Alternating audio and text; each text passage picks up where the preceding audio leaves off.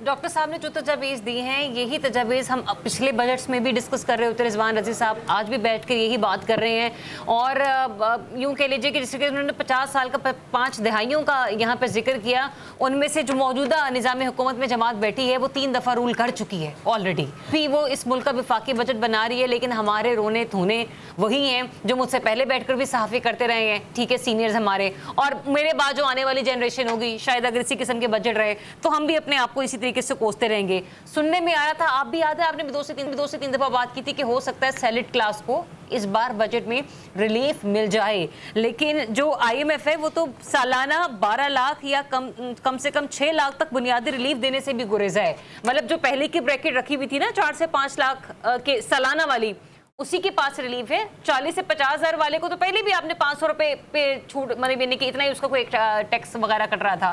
Sir बाकियों का क्या होगा, उनको रिलीफ कब मिलेगा? देखिए, मैं आपको पूरी जो मुतलका लोग हैं उनसे इंफॉर्मेशन की बुनियाद पे इसका जवाब अर्ज करूंगा, लेकिन मैं हमारे एक बुजुर्ग हैं डॉक्टर इशरत हुसैन साहब, जो गवर्नर स्टेट बैंक जी, उनकी सरबराही में एक कमेटी बनी थी, अगर आपको याद हो, जिसने रिफॉर्म्स इंट्रोड्यूस करवानी थी। उसने रिफॉर्म्स बना के हुकूमत के हवाले की। उसके बाद डॉक्टर इशरत हुसैन साहब की छुट्टी कर दी गई, डॉक्टर साहब को घर भेज दिया गया। तो इसलिए हमारे यहाँ जो रिफॉर्म्स होती हैं उसका ये नतीजा निकलता है।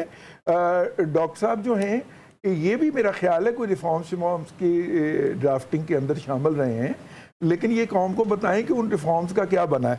ये हमारे यहाँ एक टाइम पास एक्टिविटी है कि जी रिफॉर्म्स के लिए एक कमेटी बना रहे हैं। इस हुकूमत ने भी शायद कोई कमेटी बनाई हुई है इसी तरह की। लेकिन देखिए, मैं जो हूँ वो चूँकि एक खबर मेरे पास है तो मैं वो अर्ज कर दूँ। एक तो उन्होंने कहा कि जी सैलरीड क्लास के ऊपर जो टैक्स लगा हुआ है, पहली बात तो ये आप नोट कर लीजिए कि ना तो कोई इजाफी टैक्स लगने जा रहा है, ना उसकी शरह में इजाफा होने जा रहा है। पहली बात, मैं यहाँ पे आपको एक जवाब दूं। ये जो डॉक्यूमेंटेड इकोनॉमी का शशका छोड़ा जा रहा है, कीजिए, शौक से कीजिए, लेकिन वहां पर आप अपनी ही सैलरी रखवा कर, अपना ही पैसा रखवा कर, उसके बाद आप अपने ही अगर बैंक से ट्रांजैक्शन करने जा रहे हैं, वहां पर भी कहा जा रहा है कि आपको पता नहीं 50,000 रुपए पर कोई 500 रुपए देना पड़ेगा। नहीं, 50,000 कौन सी गुंडागर्दी है? पहले भी मौजूद था। 50,000 रुपए से ऊपर जब आप पैसे निकलवाते थे, रिजवान रज़ी साहब, वो डिफरेंट बैंक्स के थ्रू था। अगर मैं किसी एक बैंक में अपना अकाउंट रखती हूँ तो मैं अगर 20 से ट्रांजैक्शन कर रही हूँ तो वहां पर ये मसाइल थे। A to A ये कॉन्सेप्ट नहीं था, ये A to A बिल्डिंग करने जा रहे हैं अब इस चीज की। नहीं, ये जो था विद होल्डिंग टैक्स जो था, इसकी शरह पहले भी रह चुकी है। मेरा ख्याल है कि 0.25 या 0.50 को इतना था, लेकिन ये जो 1,000 रुपए के ऊपर 1,200 रुपए की बात हो रही है, ये थोड़ा सा ज़्यादा है। और यकीनन जब हम इस पे बात करेंगे, पहली तो वो मेरी दोनों खबरें सुन लीजिए। एक तो ये है कि सरकारी मुलाजमीन के ऊपर मौजूदा शरह के अंदर इजाफा कम किया जाएगा, बढ़ोतरी की कोई सूरत नहीं है, एक बात। दूसरी बात यह है कि एग्रीकल्चर इनपुट्स के ऊपर जो टैक्स लगे हुए हैं उनके अंदर कमी का टारगेट दिया गया है कि वो टैक्स कमी कैसे की जाए, उनके ऊपर कोई और टैक्स नहीं किया जाएगा। ये हुकूमत की तरफ से बाकायदा इस बात को सर्कुलेट किया गया है। अब आ जाइए आप इसके ऊपर के रिफॉर्म्स के ऊपर। डॉक्टर साहब ने बहुत अच्छी तजवीज़ पेश की है कि जो 26 डिवीजन इजाफी तौर पे वफाकी हुकूमत चला रही है उसको ख़त्म कर दें।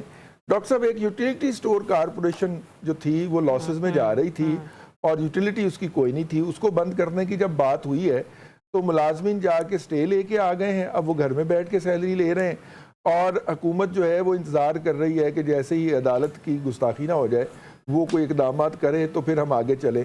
PIA की निजकारी में पाकिस्तान जो है उसकी हुकूमत की बाकायदा बेइज्जती हुई है और एक साहब जो है वो कहते हैं 8 अरब रुपया ले लें, वो भी मैं आपको खैरात में देना चाह रहा हूँ। अदरवाइज तो मैं 80 अरब रुपया, हमने उसकी रिजर्व प्राइस रखी हुई थी, 80 अरब तो नहीं लगा या उससे ज़्यादा तो नहीं लगा, उससे कम जो है वो ऐसे जिसे कहना चाहिए हैप हैजर्ड में हुआ। जब प्राइवेटाइजेशन की ये हालत हो, रिफॉर्म्स की ये इतनी संजीदा हो हमारी ब्यूरोक्रेसी, तो सर हम कहाँ कर सकते हैं इस तरह के इकदाम? फिर तो बिजनेस एज यूजुअल चलना पड़ेगा।